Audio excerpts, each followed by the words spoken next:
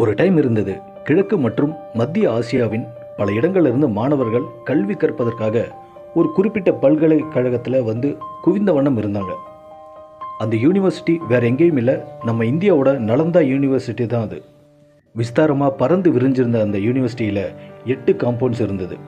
அதில் கோவில்கள், class rooms, halls, stupas, dormitories, lakes and பூங்காக்களும் இருந்தது.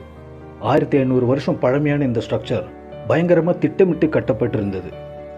முழுக்க முழுக்க செங்கலால் கட்டப்பட்டிருந்த இந்த யூனிவர்சிட்டியோட மெயின் அட்ராக்ஷன் தரம்கஞ்சுன்னு அழைக்கப்படுற அதோட லைப்ரரி தான்.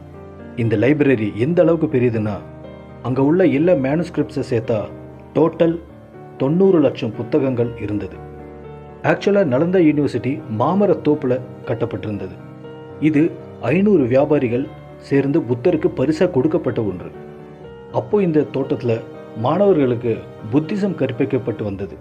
அதன் பிறகு குப்தா ஆட்சி காலத்தில் 1ஆம் குமாரகுப்தாங்கிற அரசர் இந்த நலந்தா யூனிவர்சிட்டியை கட்டி எழுப்பினார்.